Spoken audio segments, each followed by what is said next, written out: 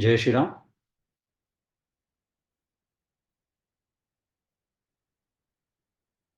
ज्ञानेश्वरी भावदर्शन, अध्याय 8वा आणि ओवी क्रमांक 159. इथपर्यंत आपला अभ्यास मागच्या शुक्रवारी आणि आज बदललेल्या वेळापत्रकाप्रमाणे आपण गुरुवारी अभ्यास करतो आहोत. तिथपर्यंत आपला अभ्यास आला होता. 159 आणि पुढे आपण भगवद्गीतेतल्या श्लोक क्रमांक 18 आणि 19 याचाही सविस्तर विचार केला होता. थोडासा त्यातला भाग आपला राहिला होता, तो आपण बघ.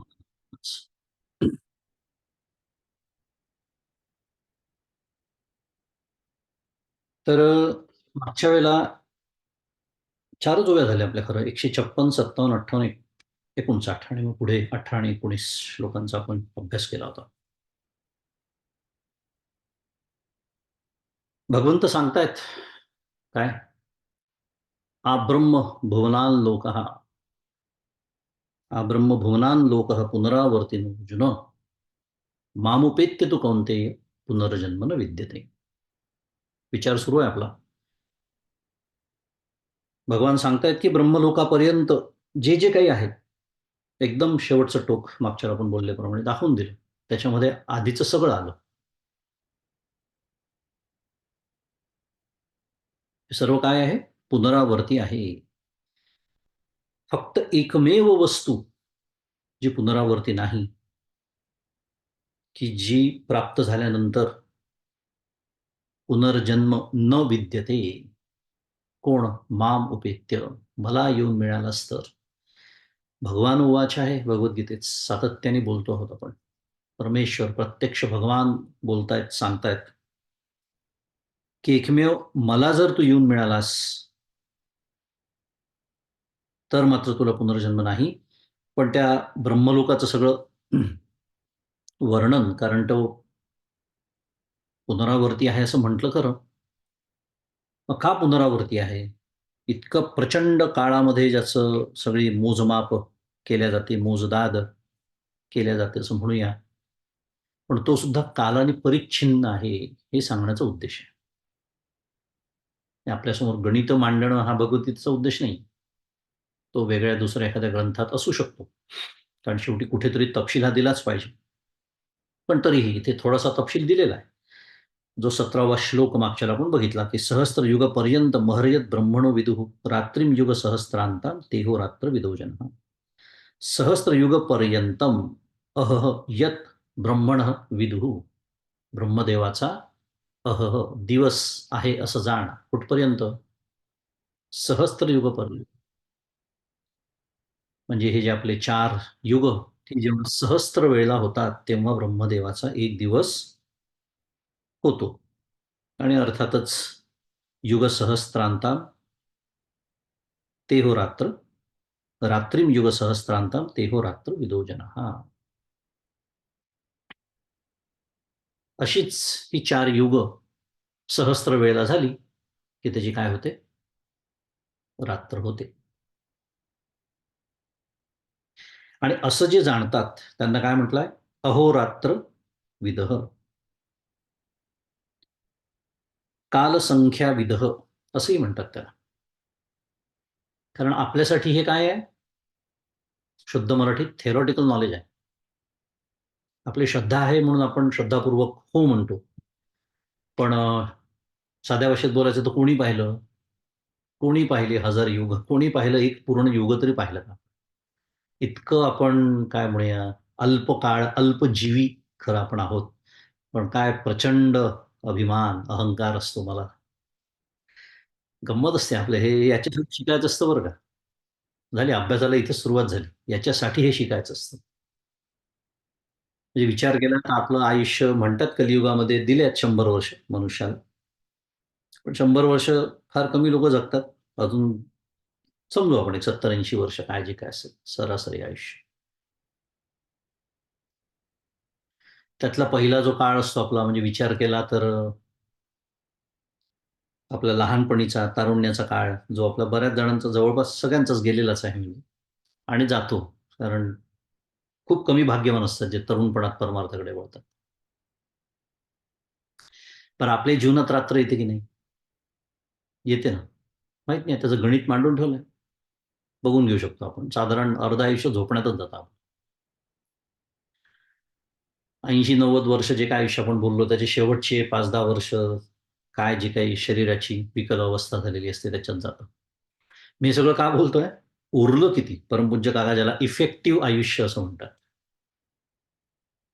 परिणामकारकरित्या काही करता येईल असं आयुष्य किती उरलं आणि त्याच्यामध्ये जे काही थोडेफार व्यावहारिक ताना मी मारतो.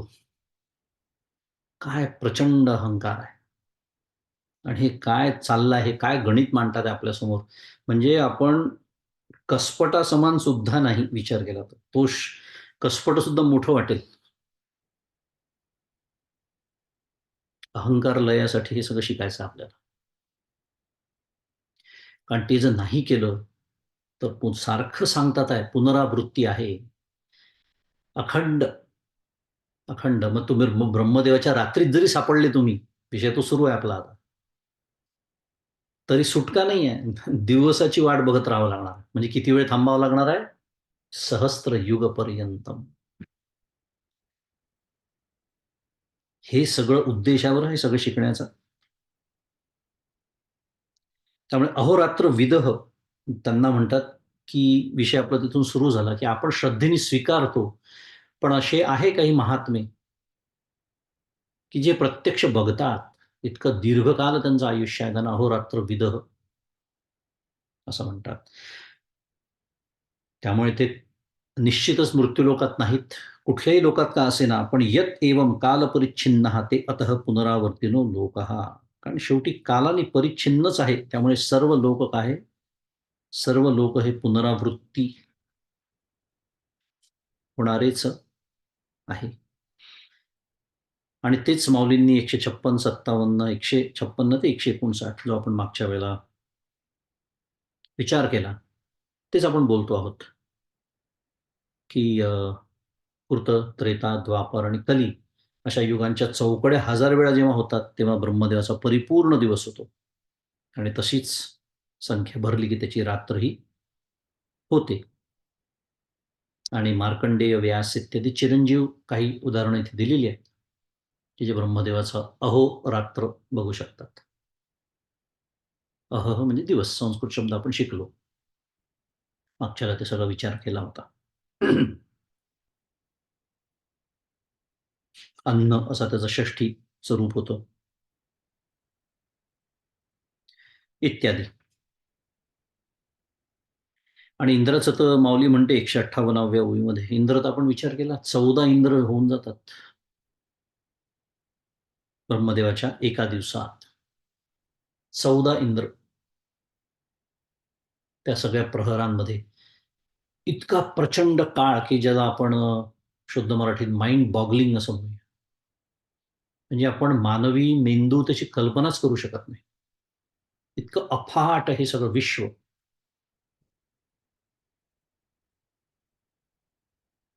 आणि त्याचं हे गणित. त्या ब्रह्मदेवाचा जो दिवस असतो, त्याच्या अर्ध्या भागाला परार्ध असं म्हणतात बाय द वे. त्यामुळे 2 परार्ध. आता जे पूजा करतात नित्यनेमाने आणि व्यवस्थित पौराणिक किंवा वैदिक मंत्रासह करतात, त्यांना माहिती असेल की पूजेच्या सुरुवातीला आपण मागच्या वेळेला बहुतेक बोललो होतो, की व्हेअर अबाउट्स, शुद्ध मराठीत व्हेअर अबाउट्स. कुठे बसून मी हा संकल्प करतोय. कारण पूजेच्या सुरुवातीला संकल्प करायचा असतो. आणि काय आपल्या पूर्वजांचं ज्ञान होतं विचार करा, की इतक्या सगळ्या अफाट विश्वाच्या या पसाऱ्यामध्ये मी कुठे बसलेलो आहे याचं वर्णन करणारं ते सगळं काही असतं. आणि त्याच्यामध्ये कालसापेक्षता, देश-कालाचा सुद्धा उल्लेख असतो. आणि म्हणून हे कशावरून मला आता आठवलं, तर परार्ध बोलत होतो. द्वितीय परार्धे म्हणतात की नाही, वैराह कल्पे, त्या कल्पाचं नाव आहे. त्या आपण आत्ता द्वितीय परार्धामध्ये आहोत बरं का. आत्ताच्या ह्या क्षणाबद्दल बोलूया. ब्रह्मदेवाच्या दिवसाचे 2 भाग मी जसं म्हणालो, त्यातला पहिला भाग होऊन गेलेला आहे. दुसऱ्या भागाच्या द्वितीय परार्धे म्हणून तर सुरुवात तिथून होते सांगायला. वाराह कल्पे, त्या कल्पाचं नाव आहे. कोणतं? मन्वंतरे.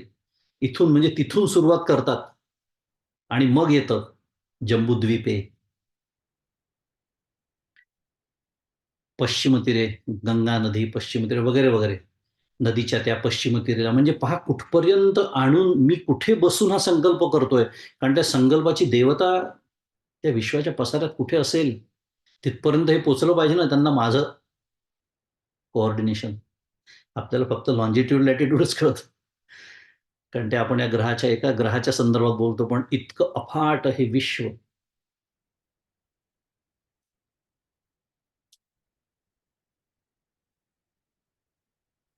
आणि ते जाणणारे काही अहोरात्र विदह असतात. असो, या सगळ्या अं, अफाट विश्वाचा, या पसाऱ्याचा सगळा विचार केल्यानंतर पुढे 18व्या श्लोक आणि 19वा जो श्लोक आपल्यासमोर आला होता, त्याच्यात अव्यक्तात् व्यक्तयः सर्वः प्रभवन्त्यहरागमे रात्र्यागमे प्रलीयन्ते तत्रैवाव्यक्तसंज्ञके. असा सगळा तो श्लोक आपण शिकलो. त्याच्या पुढचा 19वाही श्लोक आपण घेतला, की भूतग्रामस्य एवायं भूत्वा भूत्वा प्रलीयते रात्र्यागमे वशः पार्थ प्रभवत्य हरागमे. अहरागमः, इथे तो शब्द आला होता. अन्न, अन्न म्हणजे षष्ठी रूप आहे अहचं. त्या दिवसाचा आगमः म्हणजे आरंभकाल, त्याला म्हणायचं अहरागमः. अहरागमे म्हणजे ब्रह्मणः प्रबोधकाले. ब्रह्मदेवाचा प्रबोध काल आहे तो. ब्रह्मदेवाच्या दिवसाची ती सुरुवात आहे. आणि एक लक्षात ठेवायचं, येणारच आहे पुढे. ब्रह्मदेवाच्या दिवसाची सुरुवात असं आपण जेव्हा म्हणतो की नाही, तेव्हा ब्रह्मदेवाची सुरुवात असा अर्थ होतो बरं. म्हणून ब्रह्मदेवाचा प्रबोधकाल म्हटलं. कारण नाहीतर काय झालं असतं, तो चिरंजीवच राहिला असता की नाही. कारण त्याच्या आयुष्यात आपले दिवस-रात्र सुरूच आहेत. किती का मोठे असेना. ब्रह्मदेवाचा प्रबोधकाल. ब्रह्मणा प्रबोधकाले. ब्रह्मदेवाच्या या प्रबोध काळामध्ये काय होतं मग? दिवसाला आरंभ झाला असता त्याच्या सुषुप्तीरूप अव्यक्त अवस्थेपासून, त्याची जी सुषुप्ती अवस्था असते, त्याची जी त्याला ब्रह्मदेवाची रात्र म्हणतात, ब्रह्मदेवाची अ, स्वापावस्था, ब्रह्मदेवाची निद्रावस्था, प्रजापते हे स्वापावस्था असा आपण मागच्या विचार केला. आणि तिथे ब्रह्मदेवाचं सूक्ष्म शरीर असा त्याचा अर्थ होतो. कारणदेह,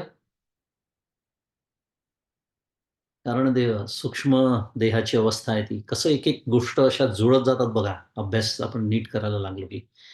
असो, आता विषय नाही आपला. तर ब्रह्मदेवाची ती रात्र, स्वापावस्था म्हणजे निद्रावस्था, त्याचं ते सूक्ष्म शरीर आणि त्याच्यातून व्यक्तयः,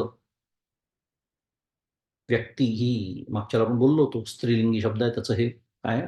प्रथमा विभक्ती बहुवचन रूप आहे. व्यक्तयः अनेक वचन आहे म्हणून प्रभवंती असं त्याचं धातुरूप झालं. अनेक वचन आहे सांगण्यासाठी. प्रभवंती, प्रभवंती म्हणजे ते प्रकट होतात. कोण? व्यक्तयः, त्या सर्व व्यक्ती आणि त्याच्यामध्ये स्थावर जंगम लक्षणः असा अर्थ आपण घेतला होता आचार्यांनी केलेला. म्हणजे नुसतं व्यक्ती म्हटल्यानंतर आपल्या डोळ्यासमोर फक्त एक तर मनुष्य येतो किंवा फार तर फार सजीव नाही. त्याचा अर्थ चराचर, चर आणि अचर. ज्याला भूत पुढे म्हटलेलं आहे, भूतग्राम पुढच्या श्लोकात तो शब्द आहे, भूतग्रामः. भूत याचा अर्थ जे जे रात्री 12 वाजता पिंपळाच्या झाडावर नाही. आपल्याला जे माहिती आहेत ती भूतं नाही. आपण सुद्धा एक भूत आहोत. आता कळेल आपल्याला लवकर. भूत म्हणजे जे जे निर्माण झालेलं आहे त्या सर्वाला भूत असं म्हणतात. भूत. मग ते चर असेल, अचर असेल, सजीव असेल, निर्जीव असेल. सर्व, सर्व, सर्व या जगतातील सर्व. म्हणून भूतग्रामः आणि मग सर्व भूतांचा ग्राम म्हणजे समुदाय. स एव अयम्. स एव अयम्. आपण मागच्याला विचार केला होता. सह एव अयम् या शब्दानं किती महत्व या श्लोकामध्ये आहे. कारण तोच हा भूत समुदाय हे सांगणं सुरू आहे. म्हणजे काय? What would have been the possibility? The possibility would have been, the brand new beginning. आज कदाचित बिग बँग आपल्याला तेच सांगू इच्छितं. It's a brand new beginning. Well, it is not. Sorry. Not according to Vedanta philosophy. Veda आमचं जे आम्हाला चिरकाल सनातन आर्य वैदिक आमचा जो धर्म आणि त्याचे धर्मग्रंथ वेद, ते हे काय सांगतात आहे आपल्याला? I am sorry, it is not a new beginning. It is a beginning absolutely, but not the new. हे सांगण्यासाठी सह एव अयम. अरे प्रलयकाळी ब्रह्मदेवाची रात्र झाली तेव्हा पुढे माऊलींचा शब्द त्या ओवीत येणारच आहे. मोजता येणार नाही इतके म्हणजे सर्व जीव. कल्पना करू शकतो आपण. म्हणजे आपल्याला एक फक्त पृथ्वीच माहिती आहे आणि पृथ्वीचाच आपण विचार करतो. पण पृथ्वीवर सुद्धा किती मनुष्य, प्राणी आणि सर्व प्राण्यांचा जो विचार करतो म्हटलं, पुन्हा माइंड बॉगलिंग मगाशीचा शुद्ध मराठी शब्द. अहो, गोचरस्थ प्राणी कितीतरी आहेत. अगोचर तर किती. 3 वर्ष आपण होतो की नाही दार बंद करून घरामध्ये. कधी आलं असेल लक्षात कोविडच्या काळात. गोचर होता का तो? गोचर होता का? म्हणजे त्याचं वर्णन असं करता, तो इतका सूक्ष्म जीव होता की तुम्ही जर साधा तो मास्क लावून गेलात तर त्या मास्कमध्ये जे छिद्र असतं, म्हणजे एखाद्या मोठ्या खिडकीतून छोटासा बॉल आतमध्ये टाकायचा असेल, किती कठीण आहे आपल्याला. म्हणजेच किती सोपं आहे. तसा तो व्हायरस, इतका तो सूक्ष्म. पण जीव आहे का? आता म्हणतात तो जीव नाही असं म्हणतात. व्हायरसला जीव ते म्हणायला तयार नाही. पण लक्षणं आहेत त्याच्यामध्ये. तो मल्टिप्लाय होतो, तो बदलतो. विपरीत बदल होतात त्याच्यात. व्हेरिएशन्स येतात ना, म्हणून तर मग नवीन-नवीन व्हॅक्सिन्स काढावे लागतात. जाऊ दे, मुद्दा तो नाही आहे. मुद्दा एवढाच आहे, की सूक्ष्म जीवाणू म्हणजे इतक्या सर्व जीवांचा जर आपण विचार केला, कारण तेही जीवच आहेत की नाही? कल्पना करा. आणि हे एका ग्रहाबद्दल बोलतोय मी. सोडून द्या आता पुढचा विषय. कारण कल्पनाच करू शकत नाही. म्हणजे इतके सगळे जेव्हा त्या ब्रह्मदेवाची रात्र झाल्यानंतर त्या अव्यक्त नावाच्या तत्वामध्ये लीन झालेले असतात, ते सर्व आता आलं लक्षात त्या शब्दाचं महात्म्य काय आहे? सह एव अयम.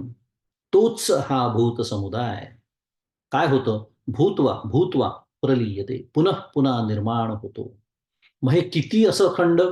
आणि पुन्हा आपण ती टाइम स्केल ज्याला म्हणतात, आपल्या मानवी मर्यादा लक्षात घेता आणि आपल्या कालसंख्या आपण जे काही मोजू शकतो ती बघता 4 युग सहस्त्रवेला झाल्यानंतर. आणि कल्पना करा, आपण जीव म्हणून किती हजारो नाही, लाखो नाही, कोटी नाही, काय मोजता येणार नाही त्याला. जे काही शब्द वापरायचे ते वापरा. खरवं-निखरवं जे काही माहिती असेल तुम्हाला. म्हणजे मुद्दा एवढाच, आपण किती वेळा येऊन गेलो असू.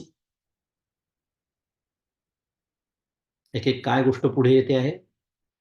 अहो, कशाची आसक्ती धरताय तुम्ही? कोणत्या जन्मातल्या आई-बापांची, मुलांची, बायकोची, नवऱ्याची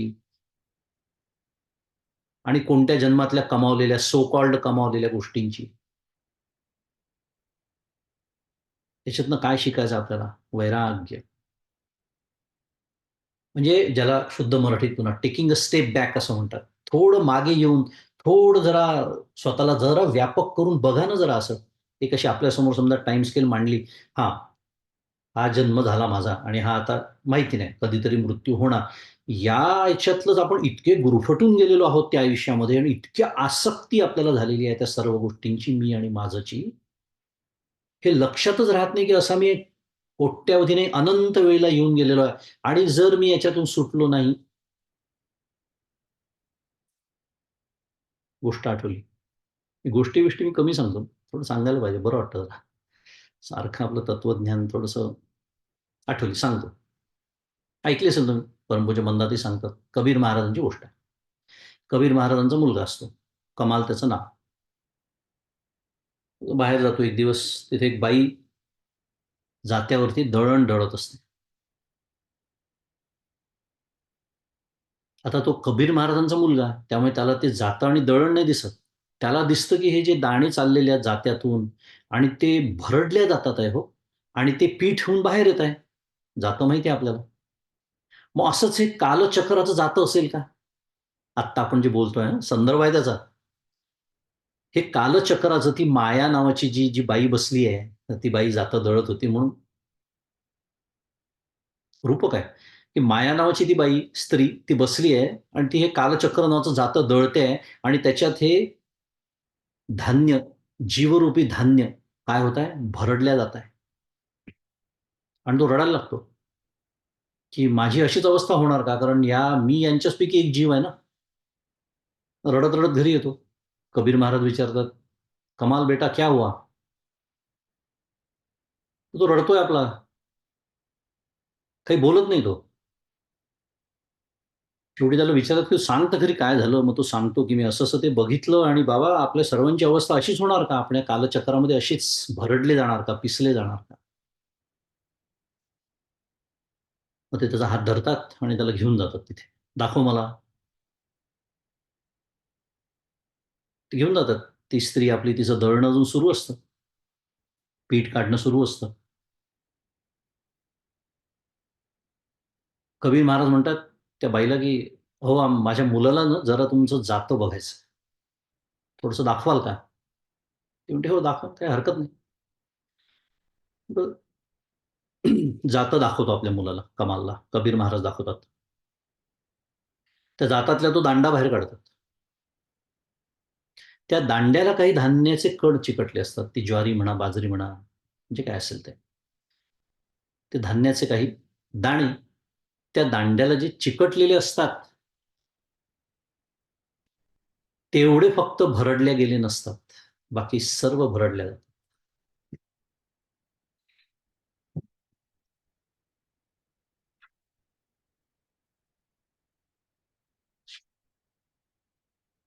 माम उपेत्य तू कौंतेय, पुनर्जन्म न विद्यते. ज्यांनी त्या श्रीकृष्ण, श्रीराम, शिव, दत्त इत्यादी नावाचा दांडा धरून ठेवला. कारण येणार आहे पुढचा श्लोक मला तेच सांगणार आहे, की या सर्वांच्या पलीकडे अरे मी आहे. आणि ज्यांनी मला धरलं तेवढे वाचले. ज्यांनी मला सोडलं, स्वतःच्या बुद्धीच्या गाढवावर बसून जे फिरायला गेले, कारण मला सोडलं म्हणजे काय? संत माझे रूपडी, आत्मज्ञानी चोखडी. संत ही माझीच रूप आहेत, भगवंत सांगतात आहे. कारण तो युगातनं एकदाच येतो हो.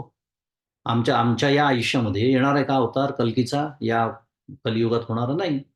मग आमच्यासाठी काय? म्हणून तर सोय केली आहे. म्हणून तर सद्गुरू संत कशासाठी आहेत? ते माझीच रूपं आहेत ती, भगवंत सांगतात आहेत.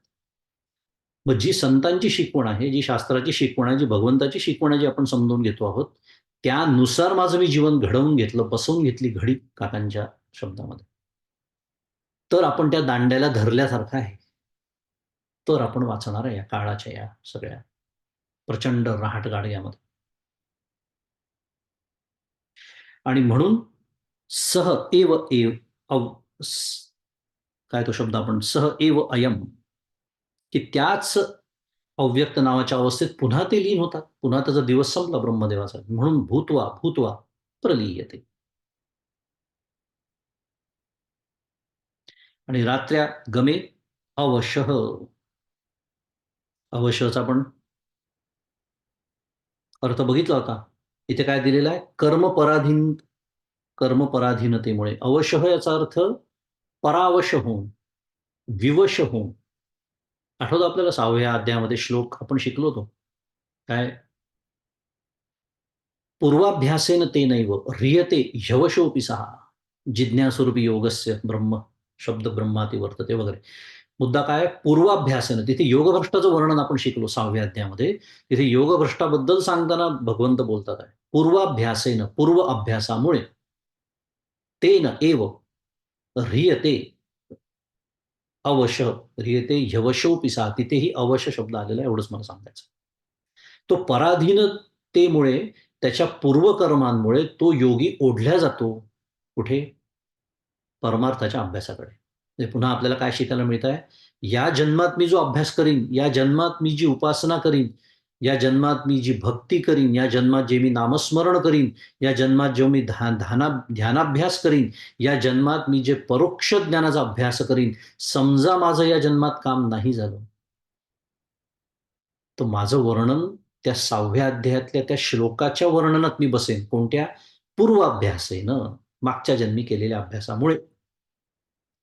पुढच्या जन्मात ओढल्यात जातो मनुष्य, अगदी जातो. फक्त आपले बाकीचे पण संस्कार असतात, तेही बलवान असतात. त्यामुळे त्याचं देणं लोन फेडावं लागतं. लोन फेडल्याशिवाय थोडीच बँकेच्या अकाउंटमध्ये पैसे जमा व्हायला लागतात. नेहमीच आपण बोलतो त्या विषयावर. त्यामुळे इथे त्याला कर्मपराधीनता असं म्हटलेलं आहे. भूतग्राम भूतसमुदाय स्थावर जंगम लक्षणो यह पूर्वस्मिन् कल्पे आसित सह एव अयम, म्हणजे न अन्यो, दुसरे नाही बरं का, तेच. कोणते तेच? तेच जे मुक्त झाले नाहीत. पण दिवस संपला ब्रह्मदेवाचा, म्हणून मग सगळं हे जेव्हा महाप्रलय येतो, संपूर्ण विश्व नष्ट होतं, तरी ते खरं म्हटलं तर संपूर्णतः नष्ट होत नाही, असं आपण शिकतो आहोत. अव्यक्त नावाच्या तत्वामध्ये हे सर्व जीव लीन होऊन राहतात आणि पुन्हा निर्मितीची वेळ येते. सहस्त्र युग गेल्यानंतर किती प्रदीर्घ काल असेल तो कल्पना करा. पुन्हा त्या निर्मितीला सुरुवात होते. आणि प्रभवंती प्रभवंती किंवा इथे शेवटच्या 19व्या श्लोकामध्ये प्रभवती प्रभवती अहरागमे आणि 18व्या श्लोकात प्रभवंती म्हटलंय, कारण तिथे व्यक्तय असं बहुवचन आहे, तिथे भूतग्राम असं एकवचनी प्रथमा विभक्तीचं रूप आहे, म्हणून प्रभवती, आणि आधीच्या श्लोकात प्रभवंती असं झालेलं आहे. प्रभवंती म्हणजे अभिव्यंजनते, उत्पन्न होणे, प्रकट होणे, असा त्याचा अर्थ आहे. प्रकट होते पूर्ण विश्व पुन्हा एकदा ब्रह्मदेवाच्या प्रबोध काळामध्ये. आता मागच्याला आपण एक विषय मी बोललो होतो आणि तिथे येऊन आपण खरं विचार केला तर थांबलो होतो. काय? की हे सांगण्याचा भगवंताचा भाव काय, उद्देश काय? बोलण्याच्या ओघात आपण खरं बोललोच, त्यातनं आपल्याला शिकायचं काय आहे? म्हणजे मी जसं म्हणालो, की हे काही काळाचं गणित मांडणं हा उद्देश नाही सुरू आहे भगवंताचा. आहे म्हणजे तुम्ही जर श्रीमद भागवत सारखा भागवतासारखा ग्रंथ बघितला किंवा अन्य काही पुराणांसारखे ग्रंथ बघितले, श्रीमद भागवत हे पुराणच आहे. तर त्याच्यामध्ये या गोष्टींचा तपशील अजून जास्त तपशीलवार या गोष्टी दिलेल्या असतात. पण भगवंताचाही सांगण्याचा उद्देश काय आहे, हे मला कोण सांगणार? जे भगवत रूप आहे तेच सांगू शकतात. आणि म्हणून मी मागाशी म्हणालो होतो, की मागच्या वेळेला, की संतांना का शरण जावं लागतं? असं स्वतःच्या बुद्धीच्या गाढवावरती हा शब्द असा कोणाला हिणवण्यासाठी नाही वापरला जात. थोडा आपल्या अहंकाराला धक्का लावण्यासाठी सुरू, की एका मर्यादेत म्हणजे विचार केला, या सगळ्या हे जे प्रचंड पसाऱ्याचं वर्णन आपण वाचतो आहोत, त्याच्यामध्ये कालानी बंदिस्त, देशकालानी सीमित अशी माझी बुद्धी आहे हो. कितीही हुशार असा ना तुम्ही, न्यूटन असा नाही तर आईन्स्टाईन असा. काय त्यांची नावं दिल्याशिवाय आपल्याला बुद्धी कळत नाही, म्हणून हेही दुर्दैवच आहे आपलं. जणू काही आपल्याकडे बुद्धिमान लोक झालेच नाहीत. पण ते दिलं की लवकर कळतं, एवढाच त्याचा उद्देश. पण त्यांची ही बुद्धी कशाने सीमित आहे शेवटी? देशकाल परिच्छिन्नच आहे ती. आणि इथे कशाबद्दल सुरू आहे बोलणं? आत्ताच आपण पाहिलं, इतक्या प्रचंड काळाचे गणित त्याच्या पलीकडे असलेल्या तत्वाबद्दल. त्यामुळे त्यांच्या पलीकडे असलेला जो परमात्मा, त्याला काय म्हणायचं आहे हे त्यालाच कळू शकतं, जो त्याच्याशी एकरूप झालेला आहे, ज्याच्या बुद्धीमध्ये मानवी दोष नाही, ज्याची हृदंबरा प्रज्ञा आहे. ज्ञानेश्वर महाराजांसारखे, आद्य शंकराचार्यांसारखे संत काय म्हणतात आहेत ते? भगवंताचा भाव काय आहे? काय म्हणतात आहे आचार्य? काय म्हणायचं काय आहे भगवंताने हे सगळं सांगण्यामध्ये? 18 आणि 19 क्रमांकाचा श्लोक, ब्रह्मदेवाचा दिवस आणि रात्र आणि त्या अव्यक्त तत्व आणि त्याच्यात लीन होणारे ते सगळे जीव आणि पुन्हा ते निर्माण होतात इत्यादी. 3 गोष्टी सांगायच्या असं आचार्य म्हणतात. एक अकृताभ्यागम आणि कृत विप्रणाश दोष परिहार परिहारार्थम. अकृताभ्यागम आणि कृतविप्रणाश, हे जे 2 दोष, त्याचा परिहार करण्यासाठी हे सांगतात आहे भगवंत. शब्द मोठे झाले, ऐकले असतील आपण सगळेजण, अभ्यासार्थी आहात. पण ज्यांना माहीत नसेल त्यांच्यासाठी. अकृत, अकृताभ्यागम, अकृताचा अभ्यागम म्हणजे काय? जे मी केलेलंच नाही त्याचं फळ मला मिळणं, असा त्या शब्दाचा अर्थ आहे. आणि दुसऱ्या शब्दाचा अर्थ आहे कृतविप्रणाश, म्हणजे मी जे केलेलं आहे त्याचं फळ मला काही कारणाने न मिळणं, म्हणजे त्याचं फळ नष्ट होणं, मला फल न देता ते कर्म नष्ट होणं असं म्हणूया. फल दिल्याशिवाय कर्म नष्ट होत नाही ना. असं होत नाही, असं झालं तर ते दोष ठरतील. आपला विषय काय सुरू आहे? असं जर झालं तर त्याला दोष म्हणावं लागेल आणि त्या दोन दोषांची नावं दिलेली आहेत. अकृताभ्यागम आणि कृतविप्रणाश. त्या दोन दोषांचा परिहार करण्यासाठी, परिहारार्थम भगवंत आपल्याला हे सांगतात. आलं लक्षात? की कर्म विपाकाचा सिद्धांत जो आपल्या खास आर्य सनातन वैदिक हिंदू धर्माचं वैशिष्ट्य आहे आणि त्याच्यातनंच म्हणून तर पुनर्जन्माचं हे शास्त्र आहे, की किती तो कर्मचं फल हे एका दृष्टीने विचार केला तर अविनाशी आहे. तर अविनाशी नाहीये, त्याचा विनाश होतो ज्ञान झाल्यानंतर, ते सोडून देऊ. पण एका मर्यादित बंदिस्त त्याच्यात विचार केला तर ते अविनाशी कुठपर्यंत आहे? जोपर्यंत माझा जीवभाव संपतच नाही. जीव संपतो बरं का. मरणार ना आपण काही वर्षांनी सगळेजण. पुन्हा जन्माला येणार ना. हो. म्हणजे जीव एक या जन्मातलं माझं हे आयुष्य संपणार. पण मी किती वेळेला आलेलो आहे. भूत्वा, भूत्वा प्रलीयते. ऐकलं आपण. मोजता येणार नाही इतके वेळ आपण येऊन गेलेलो आहोत. आणि जर काही शिकलो नाही याच्यातून, तर मोजता येणार नाही इतके वेळा पुन्हा यावं लागणार. आणि तो मनुष्य देहातच येऊ याची खात्री नाही.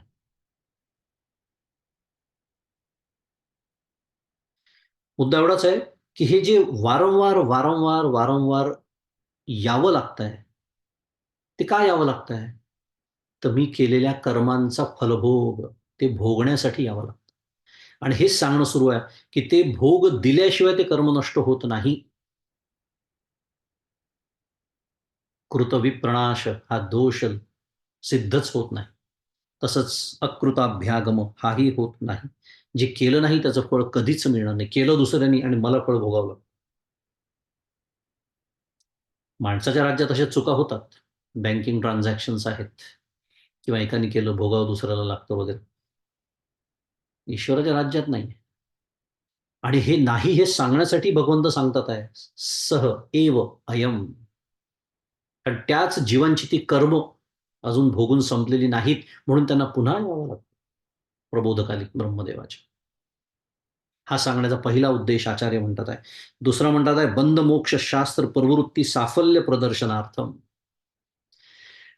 एकदा हे आपण श्रद्धापूर्वक स्वीकारलं, मगाशी मी म्हणालो, पण आपण अहोरात्र विद नाही आणि आपली श्रद्धा आहे म्हणून तर आपण बसलोय अभ्यासाला. मग हे जर एकदा स्वीकारलं, तर मग बंध मोक्ष हे सांगणारं, शिकवणारं जे शास्त्र, ते ज्या गोष्टीकडे आपली प्रवृत्ती निर्माण करतं, त्याचं साफल्य, त्याच्या साफल्याच्या काय प्रदर्शनार्थम संत हे सांगतात, की म्हणून लक्ष द्या आम्ही काय सांगतोय, म्हणून लक्ष द्या संत काय सांगतायत. कारण हा बंध जो आहे, कर्मबंध याला म्हणतात. आपण ज्याला कर्मफलाचं जे एक काय म्हणूया, पराधीनता आहे असा शब्द वापरला मगाशी, की मी कर्म केलं, पण काहीतरी जसं आपण व्यवहारामध्ये असतं ना, काहीतरी चिरीमिरी म्हणतात त्याला, देऊन सुटका करू शकतो. असे अनेक फिरतायत आजकाल महाभाग, की जे खरं जेलमध्ये असायला हवे, तुरुंगात, पण फिरतायत बाहेर. मुख्यमंत्री पण होतात. विषय वेगळा. पण मुद्दा एवढाच, की हे या म्हणून म्हणालो मानवाच्या या मानवीय याच्यामध्ये हे दोष असू शकतात. कायद्यामध्ये म्हणा किंवा काही भ्रष्टाचार करून कोणाला काही देऊन केलेल्या कर्मातून इथून सुटका करून घेऊ शकाल तुम्ही. कृतविप्रणाश ईश्वराच्या राज्यात नाहीये. आणि त्याच्यासाठी हा जो एक कर्मबंध आहे, त्याचा जो एक आपल्या सर्वांवरती त्या नियमात आपण सर्वजण बसतो आहोत. आणि म्हणून या बंधातून सुटका करणारं, मोक्ष प्राप्त करून देणारं जे शास्त्र, त्यांनी जे प्रवृत्ती निर्माण होते त्याचं साफल्य आपल्या लक्षात येण्यासाठी म्हणून भगवंत हा श्लोक सांगतात, असं आचार्य म्हणतात. हा दुसरा उद्देश आहे भगवंताचा.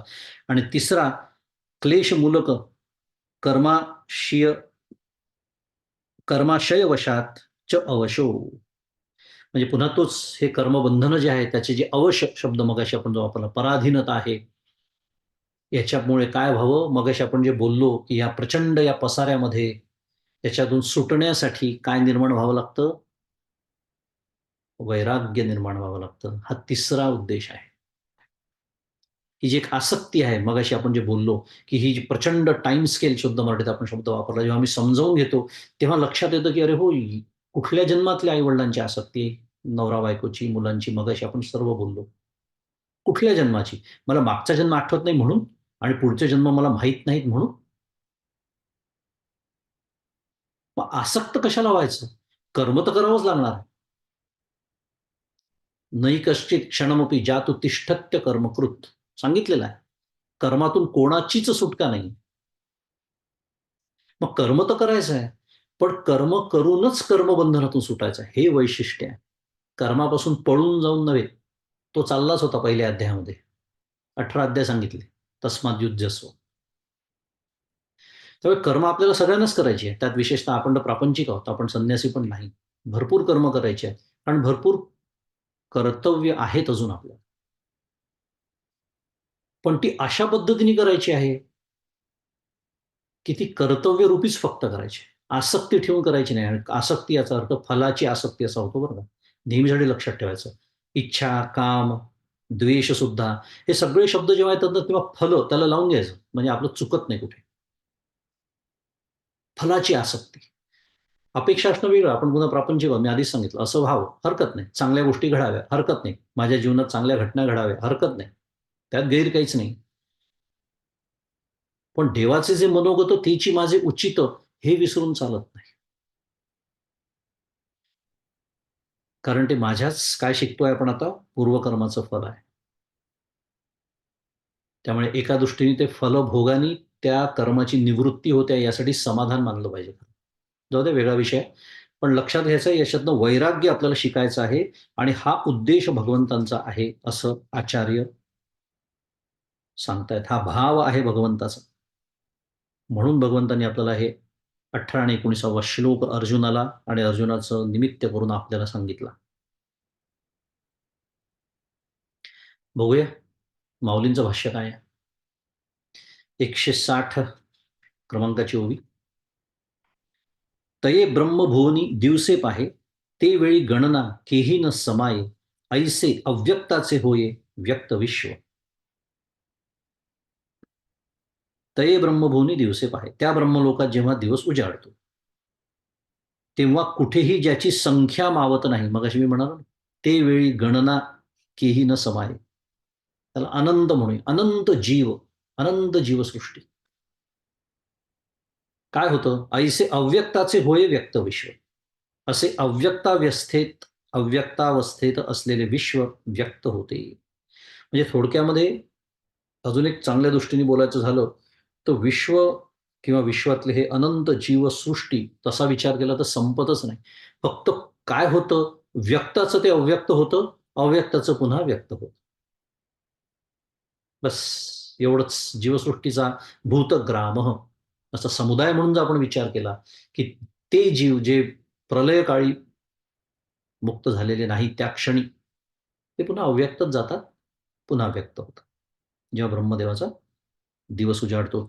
पुढती दिहाची चौपाहारी फिटे आणि हा आकार समुद्र आटे, पाठी तैसाची मग पहाटे भरो लागे. माऊलींनी छान दृष्टांत दिला. पुढे दिवसाचे 4 प्रहर संपतात. कोणाचे? ब्रह्मदेवाच्या दिवसाचे. हा, तेव्हा हा विश्वाकार रूपी समुद्र आटून जातो, प्रलय. आणि त्यानंतर पहाट झाल्याबरोबर पुन्हा ब्रह्मदेवाची पहाट, हा विश्वाकार रूपी समुद्र पुन्हा पूर्वी जसा होता तसाच भरू लागतो.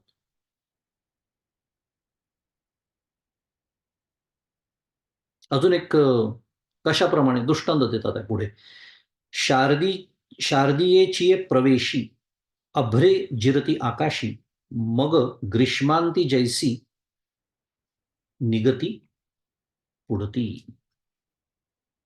म्हणजे वर्षाकाल संपून शरद ऋतूचा प्रवेश झाला असता आलेले मेघ आकाशात जिरून जातात आणि मग ग्रीष्म ऋतूच्या शेवटी पुन्हा ते तसे आकाशातून बाहेर निघू लागतात.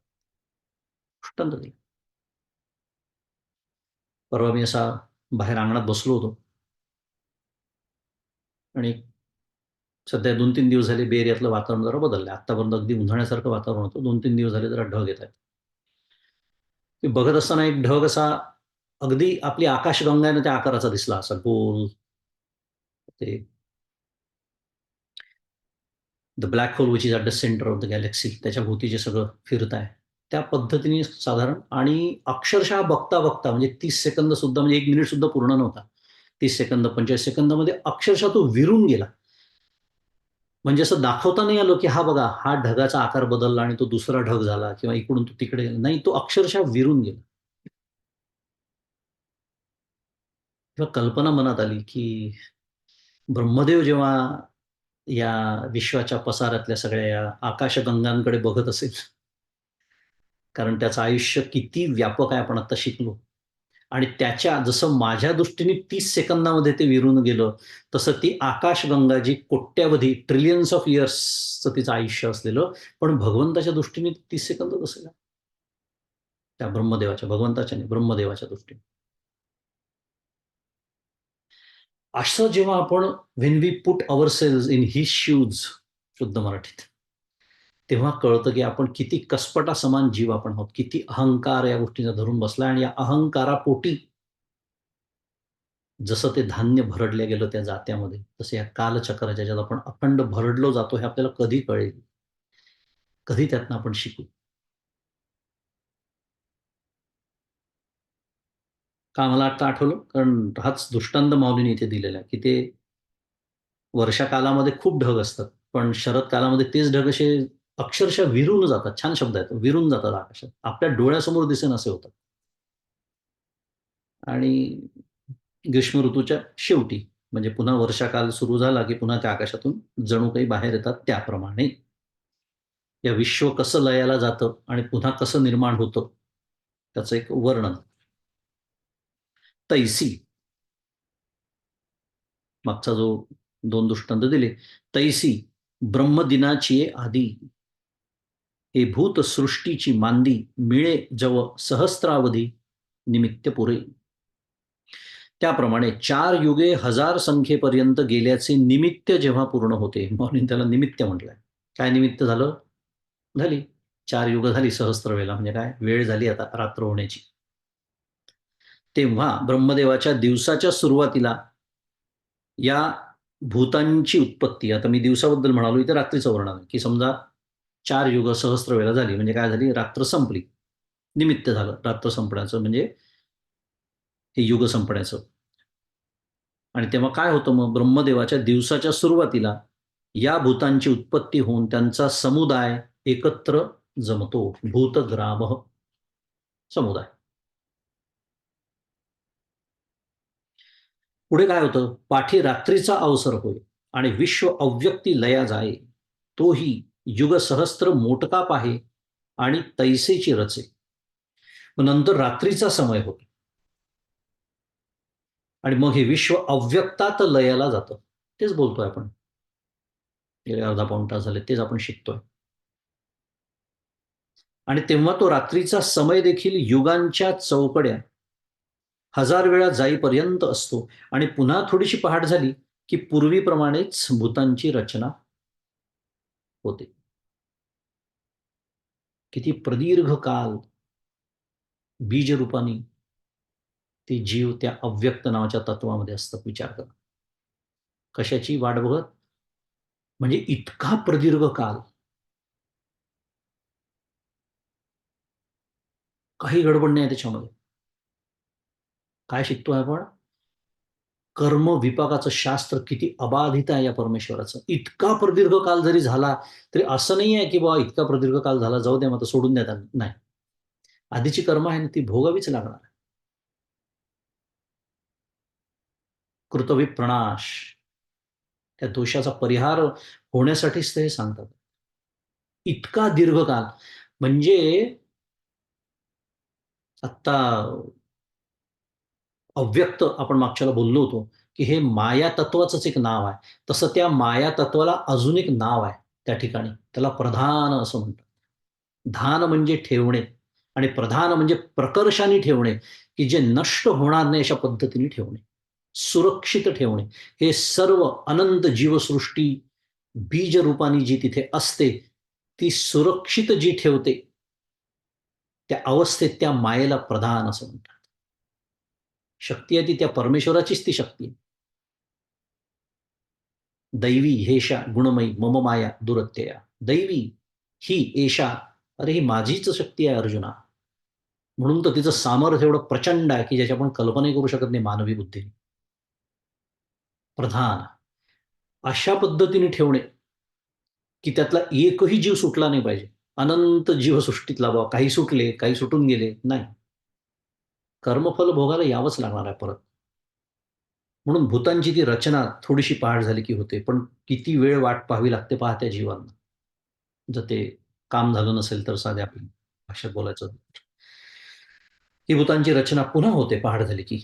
हे सांगावया काय उपपत्ती, जे जगाचा प्रळयो आणि संभूती ये ब्रह्म भुवनीची होती अहोरात्रा माझी.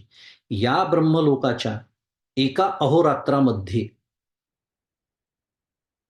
जगाची उत्पत्ती आणि प्रलय होतात. अहो रात्र, दिवस आणि रात्र.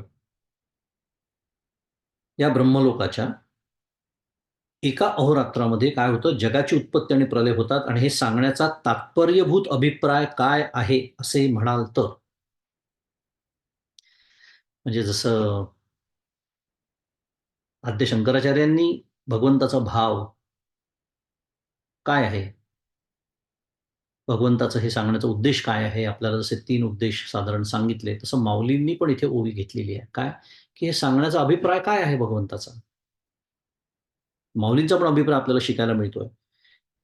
म्हणजे भगवंताचा अभिप्राय जो माऊली आहे असं म्हणतात आहे, तो पण आपल्याला शिकायला मिळतोय. काय? तात्पर्यभूत. त्याचं तात्पर्य काय आहे सांगण्याचं? तर कैसे थोरियेचे मान पाहे पा, तो सृष्टी बीजाचा साटोपा, परी पुनरावृत्तीची मापा शीग जाहाला. म्हणजे ब्रह्मदेवाच्या मोठेपणाचे प्रमाण केवढे आहे, की जो अनंत भूतोत्पत्तीच्या बीजाची साठवण आहे. पण पण जर पुनरावृत्तीचं माप जर त्याला लावलं, पण पुनर्जन्माच्या मापात अनंत भूते घातल्यानंतर त्या मापाला वरची शिग तोच ब्रह्मदेव झाला आहे हे लक्षात ठेवा. माऊली आठवण करून देते. नाही तसं हे सगळं ऐकल्यानंतर काय वाटू शकतं आपल्याला, बापरे ब्रह्मदेव म्हणजे सर्वश्रेष्ठ झाला नाही का?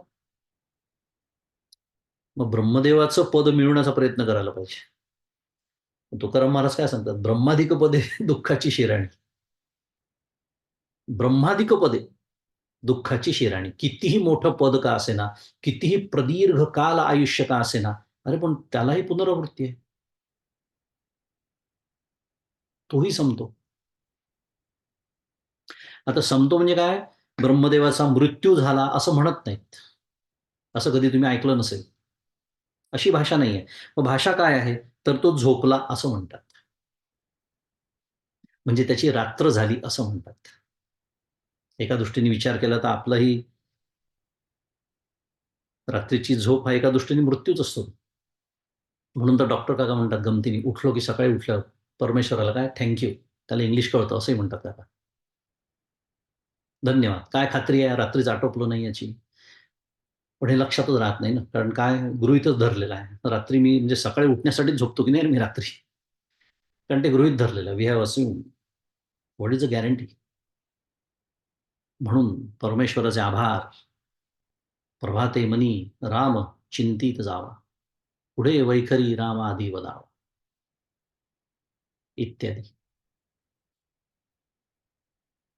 त्यामुळे एखादं मापाचं एखादं असा म्हणते, जसं आपण म्हणतो ना मराठीत, शिगोशिग भरणं. शिग म्हणजे टोक, अगदी वरच्या टोकापर्यंत, म्हणजे संपूर्ण ते माप अनंत जीवसृष्टीने जर भरलं, तर वरचं जे आहे की नाही, शेवटचं अगदी टोक, ते कोण आहे माहिती आहे का? ब्रह्मदेव स्वतः आहे.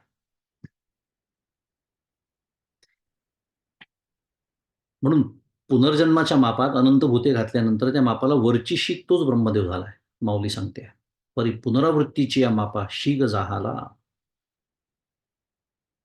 सृष्टी बीज म्हणजे अनंत सृष्टीचं जे बीज आहे त्यांनी जे भरलेलं ते माप. येरवी त्रैलोक्य हे धनुर्धरा, तिये गावीचा गा पसारा, तो हा दिनोदयी एकसरा मांडत वसे. अर्थ आहे की एरवी अर्जुना, ही एरवी म्हणजे एरवी अर्जुना, त्या सत्य लोकरूपी गावातील हे त्रैलोक्य म्हणजे एक मोठा पसारा आहे. किती मोठा पसारा आहे आपण केला त्याचा विचार? अफाट पसारा आहे. अफाट म्हणजे म्हणतो आपण, पण आपल्या बुद्धीच्या मर्यादेतच कल्पना करू शकतो आपण. मागच्या वेळी मी बोललो होतो की आपल्याला त्रिमिती कळते, 3 मिती, डायमेन्शन्स कळतात. 3 dimensional world we can comprehend, we can understand. Maybe the fourth one with the space and time. But the moment we go towards fourth, it's impossible. आणि आज सर्व जे ऑल द फोर्सेस, वीक आणि strong याला म्हणतात, gravitational force असेल, magnetic force असेल इत्यादी, the unification of all that has been propose by the string theory. ज्याला स्ट्रिंग थिअरी म्हणतात, आपण ऐकलं असेल सगळ्यांनी, की जे आईन्स्टाईनचं स्वप्न होतं, जो ते पूर्ण करू शकला नाही मरेपर्यंत. आणि त्याचे नियम, त्यांनी मांडलेले सगळे नियम, जे ग्रहगोलांना छान लागू पडले आणि त्यांनी ते सगळे सिद्ध केले गणिताने, ते क्वांटम लेवलवरती कोलमडून पडतात सगळे. त्याची या सर्वांची एकवाक्यता करणारी जी स्ट्रिंग थिअरी आहे, ती जर मान्य केली, कारण ती आज फक्त गणितीय पद्धतीने सिद्ध झालेली आहे. There is no empirical evidence for it. Probably never will be. Why? कारण इट प्रपोजेस, मला माहित नाही एक्झॅक्टली किती, पण 11 का 20 का 21 डायमेन्शन्स आणि मल्टायव्हर्स. करा कल्पना. म्हणून मी म्हणालो की हा जो विश्वाचा पसारा, जो काही आपण आपल्या शहाणपणाने पुन्हा समजून घेऊ पाहतो ना, खूपच मर्यादित आहे होते, खूप मर्यादित आहे. आणि पुन्हा मला परमपूज्य काकांचा तो विचार अत्यंत आवडतो, की एक साधक म्हणून जेव्हा आपण विचार करतो, तर you have to think practically. आणि प्रॅक्टिकली म्हणजे काय? जो मगाशी सुरुवातीला मी विचार मांडला, की माझं अर्ध आयुष्य जर झोपेत जाणार आहे, म्हणजे गेलेलं आहे आणि जाणार आहे. माझा जीवनातलं अर्ध जीवन तर संपलेलंच आहे. उरलेल्या अर्ध्या जीवनातला अर्धा काळ झोपेत जाणार आहे. उरलेला काळ कर्तव्य कर्म करण्यात जाणार आहे. आयुष्याची शेवटची काही वर्ष शारीरिक व्याधी, मानसिक व्याधी, काय ज्या काही व्याधींमुळे आपण हे करू शकणार नाही, तो पण सोडून देऊ. विचार करा, उरला किती काळ आपल्या हातामध्ये. मग त्याच्यात पुन्हा मी तो शब्द वापरतो, आपल्या बुद्धीच्या गाढवावर बसून फिरायला जाण्यापेक्षा श्रद्धा आहे ना भगवंतावरती, श्रद्धा आहे ना शास्त्रावरती, श्रद्धा आहे ना संतांवरती. मग डॉक्टर काकांचं अजून एक वाक्य आहे, की संतांनी, सद्गुरूंनी, शास्त्रांनी एक प्रवाह निर्माण करून दिलेला आहे. शांतपणे त्या प्रवाहामध्ये स्वतःला झोकून द्यावं. काकांचं वाक्य आहे. म्हणजे स्वतःचा शहाणपणा करून स्वतःचं काही वेगळं कुठला तरी वाद, मला कसं वेगळं कळलं. वेगवेगळे वाद असतात, नावं दिली जातात. तर काही ठीक आहे. एक नवीन साधनेची पद्धत असू शकते. सांप्रदायिक एखादी पद्धत असू शकते, नाही असं नाही. पण शेवटी हे सगळं उपनिषदांच्या आणि भगवद्गीतेच्या पलीकडे तर नसणारच आहे. मुद्दा एवढाच होता, की माझ्या आयुष्याचं नियोजन मी कसं करून घ्यावं. आणि हा विचार मला परमपूज्य काकांचा खूप आवडतो, की effective time, what is the effective time left in our hand? Think about it, practically speaking. मग त्याच्यामध्ये जे शांतपणे करायला सांगितलं आहे, त्याच्यावर श्रद्धा ठेवून ते करा. ते उत्कृष्ट पद्धतीने मला कसं करता येईल, एवढा प्रयत्न करायचा. कशावरून निघालं हे? हा विश्वाचा पसारा. त्यामुळे एरवी अर्जुना, त्या सत्यलोक रूपी गावातील हा त्रैलोक्य म्हणजे एक मोठा पसारा आहे, आणि तो हा पसारा दिवस उजाडला असता निर्माण होतो. आता इथे निर्माण होतो म्हटलाय, पण ओवीमध्ये एकसरा शब्द आलेला आहे आणि एकसरा याचा अर्थ एकदम निर्माण होतो. एकदम. पुन्हा बिग बँग. एकदम. एकसरा निर्माण होतो आणि दिवस मावळेपर्यंत एकसारखा कोणत्या ना कोणत्या रूपात, कोणत्या ना कोणत्या देशात मांडला जातो आणि त्याची मांडामांड दिवस निघाल्यापासून तर मावळेपर्यंत एकसारखी चालूच असते. अनंत घडामोडी या विश्वामध्ये प्रत्येक क्षणी घडत असतात. हे तर आपल्या आयुष्यातलंच बोलतोय आपण आता. प्रत्येक क्षणी, अनंत. त्या जंगलामध्ये जाऊन आपण जातो कधी फिरायला, जंगलात गेल्यावर कळतं एखादा वृक्ष दिसतो. त्या वृक्षाचा जर विचार केला तर किती जीव त्या वृक्षाच्या आधाराने जगतात, करा बरं कल्पना. त्या वृक्षावर बसणारे पक्षी, त्याची फळं खाणारी ती माकडं म्हणा, त्याच्या बुंध्याशी असलेल्या त्या मुंग्या, ते कीटक, अजून सूक्ष्म जीवजंतू किती म्हणजे एक वृक्षाचा जर विचार केला तर एक विश्वच असतं ते. आणि आता कल्पना करा, extrapolate that to not even billion, trillion, countless. आणि हे सर्व जीवांचं हे सर्व चालवणारा तो. आपण किती क्षुल्लक, आज प्रत्येक वेळेला मी सांगतोय, अहंकार लयाचं उत्कृष्ट. मी बरेच वेळा ॲस्ट्रॉनॉमीचा अभ्यास त्याच्यासाठी पण करू शकतो आपण. ॲस्ट्रॉनॉमी, खगोलशास्त्र, त्याचा हा एक फार मोठा अहंकार लयासाठी उपयोग होतो, की आपलं जे एक आपण असतो बेडूक आणि झालेला बैल असतो आपला, फुगून फुगून. आलं असं लक्षात काय म्हणायचं? कसपटा समान होतो आपण या विश्वाच्या पसाऱ्यामध्ये. त्यामुळे प्रचंड घडामोडी, मांडामांड म्हणते ते माऊली, त्या ब्रह्मदेवाचा दिवस निघाल्यापासून तर मावळेपर्यंत एकसारखी चालूच असते. पाठी रात्रीचा समयोग पावे आणि आपैसाची साठवे, म्हणिये जेथीचे तेथ स्वभावे साम्यसी. आणि नंतर रात्रीचा समय प्राप्त होतो तेव्हा आपोआपच हा सर्व पसारा ब्रह्मदेवाने जणू आज्ञा केल्याप्रमाणे गुपचूप जिथल्या तिथेच साठविला जातो.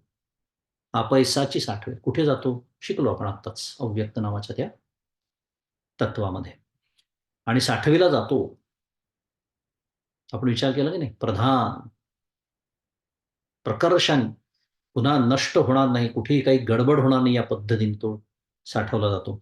आणि स्थूल सूक्ष्म नाम रूप जाती संबंध क्रिया भेद हे वैषम्य नष्ट होऊन स्वभावतःच अव्यक्ताच्या साम्याला येतो. त्याला काय म्हटलेलं आहे शास्त्रामध्ये?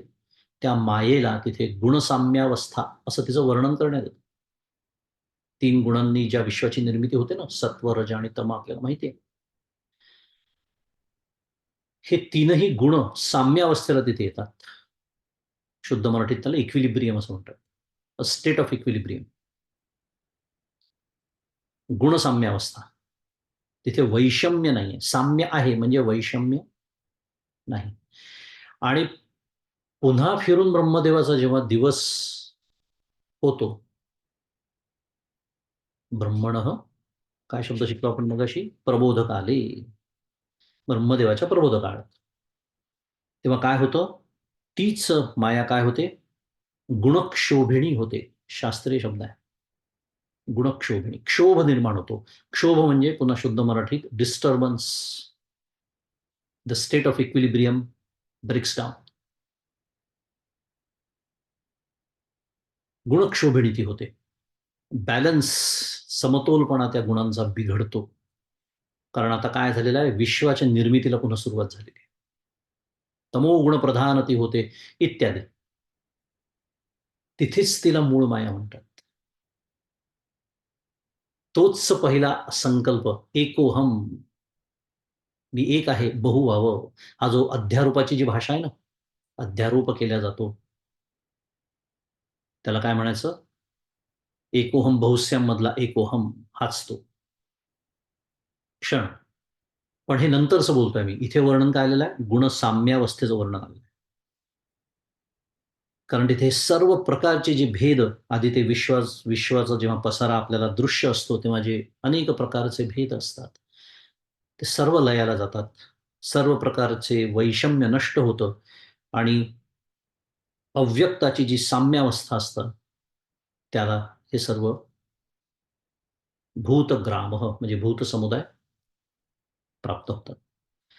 पुढे 169वी ओवी, शेवटची ओवी या श्लोकावरची, त्याच्यात म्हणतात, जैसे वृक्ष पण बीजासे आले. सुंदर दृष्टांत देतात त्या माऊली, की मेघ हे गगन जहाले, तैसे अनेकत्व जेथ सामावले, ते साम्य म्हणिते. साम्य म्हणजे काय? साम्यावस्था म्हणजे काय?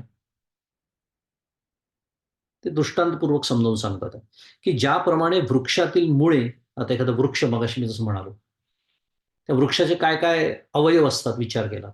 त्याला मुळं असतात, बुंधा असतो, शाखा, फांद्या, डहाळ्या, पल्लव, पाने, फुले, फळे इत्यादी. त्या वृक्षातली ही जी विविधता आहे ती नष्ट होऊन तो वृक्ष, आता इथे जसा शब्द नाही, आपण घालून घेऊया, जसा एका बीजात समाविष्ट झालेला असतो. असतो की नाही विचार करा. काय सुंदर दृष्टांत दिलेला समजून घेण्यासाठी. It's very nice. म्हणजे ते जे बी आहे, म्हटलं तर आपल्या हातात ते बी मावतं की नाही, आणि म्हटलं तर त्या बीजात सूक्ष्म रूपाने एवढा प्रचंड तो वटवृक्ष आहे का नाही? आहे. कारण होतो. अनुभव आहे. तो तर या व्यवहारातला अनुभव आहे. पण जेव्हा बी रूपाने जसा तो सूक्ष्म रूपाने, ते एका बी मध्ये हे सगळं साठवलेलं असतं, त्याची मुळं, त्याचा बुंदा, त्याचा फांद्या, पल्लव, पानं, फळं, फुलं, शाखा इत्यादी. त्यामुळे तो वृक्ष तसा एका बीजात समाविष्ट झालेला असतो, किंवा मगाशी आपण बोललो तसे अनेक मेघ हे आकाशरूप झालेले असतात. मेघांचा समुदाय, जसं भूतांचा समुदाय काय होतात? विरून जातात, आकाशरूप होतात. त्याप्रमाणे अनेकत्व ज्या एकात सामावले जाते त्याला साम्य म्हणतात. हे जे भेद आहेत, भेदाने भरलेलं हा जो विश्वाचा पसारा आहे, तो जेव्हा गुंडाळला जातो, आवरला जातो, घडी करून ठेवला जातो, असं म्हणूया, अनेकत्व संपून जातं थोडक्यामध्ये, आणि एका साम्यावस्थेला ते येतं, एकात ते सामावले जातात, त्याला साम्य असं म्हणतात, असं मौलिया 169व्या ओवीमध्ये म्हणते आहे. आता इथे आपला 18 आणि 19 या दोन्ही श्लोकांचा आपण विचार केला, की त्या अव्यक्त नावाच्या त्या तत्वापासून हे व्यक्त विश्व कसं निर्माण होतं, आणि पुन्हा ते ब्रह्मदेवाची रात्र झाली की पुन्हा अव्यक्तामध्ये कसं लीन होतं इत्यादी, आणि मग पुन्हा पुन्हा ही प्रक्रिया कशी होते, 19वा श्लोक ज्यांनी आपल्याला हे सगळं सांगितलं. आता हे सगळं झालं, ते सगळं आपल्याला छान समजलं. हे सगळं विश्वाचं, अफाट विश्वाचं हे सगळं गणित, जे काही आपल्या बुद्धीच्या एवढूशा त्या बुद्धीच्या मापात आपण जे काही बसवलं, समजून घेतलं, ते झाल्यानंतर पुढे 20वा श्लोक आपल्यासमोर येतोय. थोडा वेळ आहे आपल्याकडे, थोडासा विचार करूया उर्वरित वेळेत, जो काही होऊ शकेल तो. 20वा श्लोक जो आपल्यासमोर येतोय, परस्तस्मात् तु भावोन्यो व्यक्तो व्यक्तात् सनातनः, तो वाचीन मी नंतर जेव्हा तो श्लोकाचा विचार करतो तेव्हा. पण हा श्लोक येतोय, त्या श्लोकामध्ये पुन्हा नेहमीप्रमाणे थोडासा आपल्या भाषेत बोलूया, गिअर चेंज केल्यासारखं वाटू शकतं. बऱ्याच वेळा असं वाटतं. पण आपल्याला वाटत नाही, कारण आपण सर्वजण छान अभ्यास करतोय. का? कारण आपण संगती नेहमी समजावून घेतो. कारण आपण काय आहोत? संतांना शरण गेलेलो आहोत. आचार्यांना शरण गेलेलो आहोत. ते संगती आपल्याला माऊली पण सांगते. अ, नेहमीच्या पद्धतीने आधीच्या त्या ओवीमध्ये, त्या श्लोकाच्या आधीच्या ओवीमध्ये त्याचं सुतोवाच करून देते. आचार्य सांगतात. काय संगती आहे मग? संगती अशी आहे त्या श्लोकाकडे जाण्याच्या आधी, की विश्वाचा या प्रचंड उलाढालीमध्ये, मगाशी आपण सगळं जे वर्णन केलं, ज्याला आपण आजच्या आधुनिक विज्ञानाचा शब्द वापरायचा झाला तर कॉस्मिक डेव्हलपमेंट्स म्हणू शकतो. We are talking at a cosmic level, right?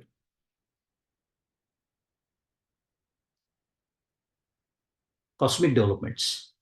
त्या विश्वाच्या प्रचंड उलाढालीमध्ये योग मार्गाने जर मी गेलो, तर कोणती वस्तू मिळते? आता पहा, असं वाटेल एकदम योग मार्ग कुठे आला? एकदम नाही आलेला. विषय तो सुरू आहे. मध्ये हे सगळं वर्णन केलं सांगण्यासाठी काय? आ ब्रह्मभुवनान लोकः. म्हणून तर मी सारखं मागे का जातो? ती साखळी विचारांची कुठेही तुटता कामा नये, शृंखला.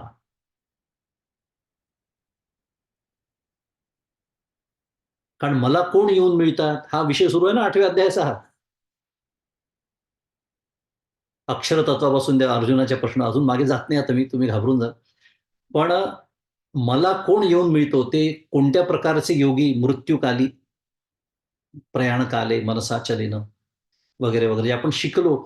तर तो विचारांचा धागा भगवंत पुन्हा उचलतायत. मध्ये बाकीचं वर्णन करून झालं. आपण खूप हरवून जातो त्या वर्णनामध्ये.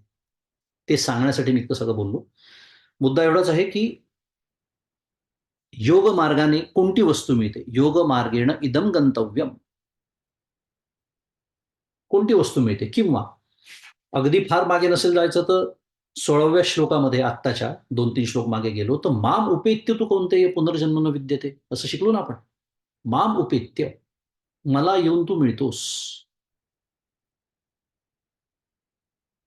मग मी म्हणजे कोण?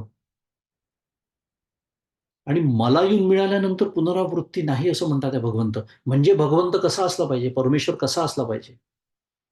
परब्रह्म, परमात्मा कसा असला पाहिजे? तो कालातीत असला पाहिजे. साधा तर्क मला सांगतो. कारण जर ब्रह्मदेवापर्यंत सगळे पुनरावर्ती आहेत, त्यामुळे योगमार्गाने जी वस्तू मिळते, म्हणजेच पुन्हा परब्रह्म परमात्म्याची प्राप्ती होते, की जो काय आहे? कालातीत आहे. कारण ब्रह्मदेवाला सुद्धा पुनरावृत्ती आहे. म्हणजेच हे सगळं मांडणी करण्याचा उद्देश काय आहे? म्हणजेच तो कसा ठरतो? परमात्मा, ते परब्रह्म नावाचं तत्व अक्षर ठरतं, अविनाशी ठरतं. अक्षर म्हणजे जे कधीही क्षर पावत नाही, ज्याचा कधीही विनाश होत नाही, ब्रह्मदेवाप्रमाणे. आता ब्रह्मदेव एक आपल्यासाठी काय झालेला आहे? मेजरिंग स्केलच झालेली आहे. कारण या कॉस्मिक लेव्हलवरती when you are talking at that cosmic level, आपली 1 फुटाची पट्टी काही कामाची नाही. ब्रह्मदेव सुद्धा जिथे क्षर ठरतो आहे, तिथे अक्षर, अक्षरम ब्रह्म परमम. काय सुरुवात आहे 8व्या अध्यायाची? किती छान संगती आहे बा. असा अभ्यासाला बस सगळं कळायला लागतं हळू. पण 18वा श्लोक झाला, म्हणजे काका जसं म्हणतात, झाला, आटोपला, संपला, उरकला, मग काही लक्षात नाही येत. अक्षरम ब्रह्म परमम. ब्रह्म नावाचं तत्व काय? हे प्रश्न होता अर्जुनाचा 7व्या अध्यायाच्या शेवटी. त्याची सुरुवात पहिल्या उत्तराने भगवंतांनी तीच केली. अरे, जे अक्षर आहे त्यालाच ब्रह्म म्हणतात. तेच आपण आता बोलतो आहोत. ते परब्रह्म तत्व अक्षर आहे. ते अविनाशी, तो पुरुष म्हणतात त्याला, तो आहे. आणि त्याच्या प्राप्तीचा जो मार्ग आहे, तो ओमित्येकाक्षरम ब्रह्म इत्यादी पद्धतीने आपण, तोही श्लोक आपला झालेला आहे. हे आधीच सांगितलंय त्याच्या प्राप्तीचा मार्ग काय आहे. आता त्याच्या स्वरूपाचा आणि त्याच्या स्वरूपाचा म्हणजे स्वतःच्या स्वरूपाचा निर्देश भगवंत आता करणार आहे. पुन्हा मग अव्यक्त तत्वाचं वर्णन काही आधी झालं नाही का? झालं ना, नक्की झालं. पण आत्ताचा संदर्भ काय लक्षात येतोय ना, की इतक्या मोठ्या प्रमाणामध्ये, इतक्या प्रचंड मोठ्या या विश्वाच्या अफाट पसाऱ्यामध्ये, की जिथे ब्रह्मदेवाच्या म्हणून म्हणून तर 18व्या आणि 19व्या श्लोकामध्ये भगवंतांनी ब्रह्मदेवाचं इतकं वर्णन का केलं, की त्याच्या काळाची आपण कल्पनाही करू शकत नाही. पण इतकं असूनही तो शेवटी क्षर ठरतो. मग प्रश्न असा येतो आपल्या मनामध्ये, की अरे, इतक्या टोकापर्यंतचं जे जीव ब्रह्मदेवासारखा सुद्धा जर क्षर ठरत असेल, तर मग आहे का या जगात काही अक्षर काही? येतो की नाही प्रश्न मनामध्ये? येऊ शकतो. मग ते विवेक चूडामणीत जसं आपण शिकतोय. मग काय शून्यच राहतं का सगळं? आता हे प्रत्यक्ष संपण्याचा विचार आहे. विवेक चूडामणीमध्ये विचारांनी केलेल्या निरासाचा विचार, की हे पंचकोश आणि त्यांनी त्या पंचकोशाच्या माध्यमातून अनुभवाला येणारं हे विश्व, या सगळ्याचा जेव्हा मी निरास करतो, तेव्हा मग काही शून्य उरतं का? काहीच उरत नाही का म्हणजे? असा प्रश्न विचारला ना शिष्याने तिथे. नाही. त्याचं उत्तर आहे नाही. अक्षर अविनाशी असं एक तत्व आहे. आणि त्याची प्राप्ती कशी करायची हे ओमित्येकाक्षरम ब्रह्म वगैरे इत्यादी सगळ्या पद्धतीने आपण शिकलो. पण त्या अक्षर आणि अविनाशी ते जे तत्व आहे त्याच्या स्वरूपाचा निर्देश करण्यासाठी म्हणून पुढचा श्लोक आपल्या समोर येतो. तो का येतो आहे, मी जे मगाशी म्हणालो, संगती दाखवून देण्यासाठी म्हणून. नाही तर एकदम जर मी आत्ता 20वा श्लोक वाचला असता आणि त्याचा अर्थ सांगितला असता. बरं त्या श्लोकाची पण गंमत आहे. काय गंमत आहे? अव्यक्त शब्द 2 वेळा आलेला आहे त्याच्यात. म्हणून तर ही प्रस्तावना जास्त महत्वाची आहे. कारण 2 अव्यक्तामध्ये फरक आहे. ते आपण पुढच्या शुक्रवारी शिकूया. कारण आपली वेळ झालेली आहे. तर आज आपण इथे थांबू. 169 क्रमांकाच्या ओवीपर्यंत आपण विचार केला आणि 20व्या श्लोकाची प्रस्तावना सुद्धा बघितली, संगती बघितली, की भगवंत आता